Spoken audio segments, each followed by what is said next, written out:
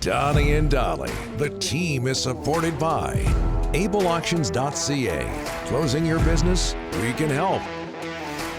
So we're on the subject of goaltenders with Silovs and with Skinner. And with that, let's bring another goaltender. John Garrett joins us now. Cheech, thanks for doing this, sir. How are you? It's my pleasure. It's my pleasure. Now, how many, you or Rick, do you get a newspaper delivered to your door?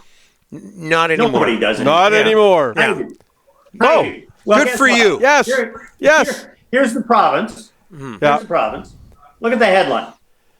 I can't see it. We can't Move it over. What does it say? Okay, there you go. Okay, move it over. Yeah. Move it over here. Well, move it over there. Tell us what it says. What does it say? It says the great goalie question. And There's a picture of Arthur Silovs on it. John, are you coming to us from 1982? Yes, I got a VHS, and I just did that Blockbuster.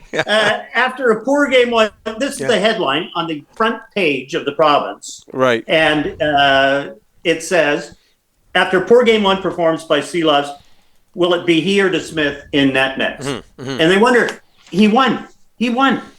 There was no doubt, and we talked about it after the game, last game, with Silovs being. We said he'd be in, and he was great. He was absolutely great. And Rick, you were absolutely right. But I think the most encouraging thing for the Canucks in this game, was the fact that the Oilers, other than McDavid, and sure, he's the greatest player and all these things, but the Canucks made some mistakes against McDavid that the breakaway goal for me, and you look at, I don't want to pick on Carson Soucy too much, but you've got McDavid out there. What are you doing pinching in? You got no chance to just sit back and play it. He might beat you one-on-one, but there's no sense giving a breakaway from the red line in. Right there. And there's Soucy. He's still inside the blue line. And Tyler Myers, he's not going to catch McDavid. He has to come over from the other side.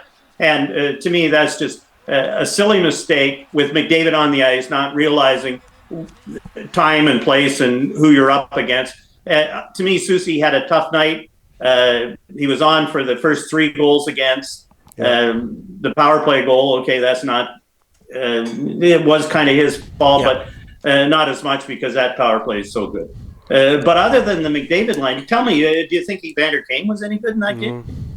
Well, he hit Quinn Hughes a couple of times. Yeah, but can you mention any other Edmonton forward other than the big 3 who did anything really, who was effective? And Fogle, a couple of, but nothing. And to me, that's the thing. If you can, and it's hard to do, it's easier to say than do, but if you could shut down the McDavid line, just play everything so cautiously when he's on the ice. And I thought JT Miller did a much better job in the faceoff circle. And they did things that you would like to see them do, but stay out of the penalty box, okay. Some of the penalties they took over the glass, just silly penalties. They hit the interference penalty. I didn't like Suter's penalty on McDavid. And McDavid whined so much that the refs are going to look at it. And please tell me how they can let Quinn Hughes get cut. And he's going to need a couple stitches for that cut. And obvious to everyone, Craig talked about it. Oh, he got away with one. Well, there's 4 guys in the ice that could call that high. Yeah, the linesman can make that call.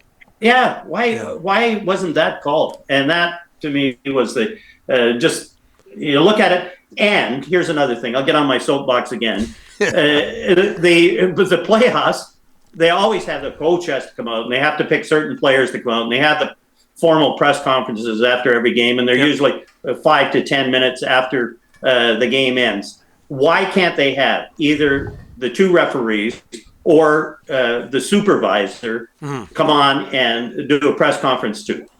To me, that would be just during the playoffs. Regular season. I'll agree with you there. Yeah, I'll agree with you there. Hey, John, we mentioned Silovs. I know he lost the game, or the Canucks lost the game. I don't want to put everything on him. But what did you see this game versus game 1? I thought he was much stronger. What did you see? Well, I did too. There was no control there. Side to side, side to side. Look at the control. Stop, top of the crease, post to post. To me, he was really, really good. There again, top of the crease, feet steady, and not once did he get flagged. Well, he did once he was behind the net on the one play, trying to handle the puck. He went to the John Garrett School of Puck Handling behind the net. But see his feet there, the quick shuffle across, look to see what's going on, and then make the play. And that is just classic Ian Clark working with Silovs after the last game and making sure, okay, just reinforce your structure. And he was really, and the third period just dialed in. John, so 7 points for the two big guys, tonight, Draisaitl and, of course, McDavid and Hyman, they put them all together. So how do you – now you're going to go on the road where the matchup is for the home coach, and he's going to have the last say. So how do you deal with these guys on the road? Because it's going to get tougher.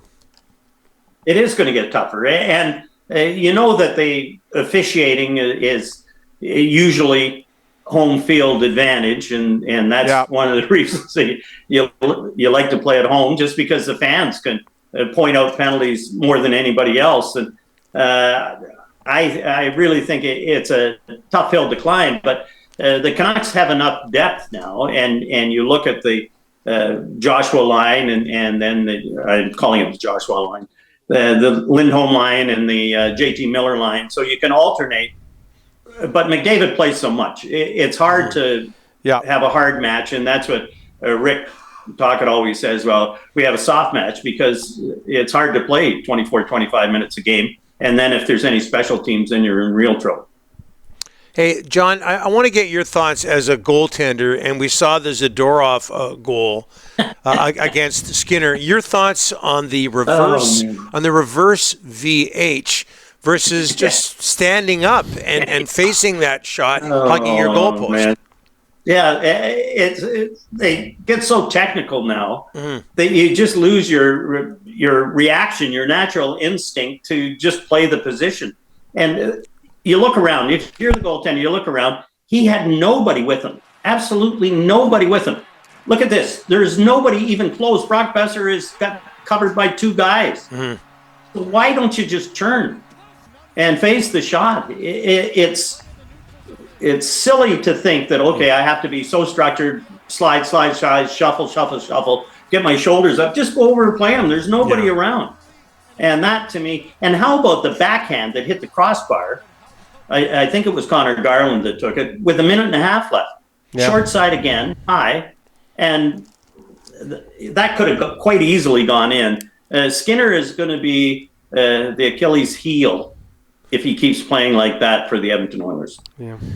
John, the Vancouver Sun gets delivered, of course, on Saturdays. We've just been informed what the headline is. Ex-NHLer still gets paper delivered. You can look for that. You can look for that tomorrow. Guess how much it is now? Each one, $2.86. What? Come on, $2.86. Are you saying that's too much or not enough? Right to my door. The good old days. I still buy books. I still go to books. I don't bring the books back either. I still buy books. There's nothing wrong with reading, John. It's okay. It doesn't have to be off a phone. I'm not just listening. I like to turn the pages. I like to read the books. Yeah. Old school. Absolutely. Do you have a library at home too? You were talking about Jonesy at Coachella. You had him up the other day. Yeah. He's a friend of mine. What? He went to school with my daughter. Yeah. And he now lives in Los Angeles. And whenever we're in LA, he always goes to the games. He's a bartender down there. And I saw you had Jonesy's picture up. So that's great. He looks good. Yeah. He's a big fan of ours, John. I read about that. I read about that in the paper, John. Yeah. Yes. Your friendship with Jonesy. Hey, we got to roll. This has been great. We'll talk to you on Sunday, my friend. We'll see you Sunday. Yes.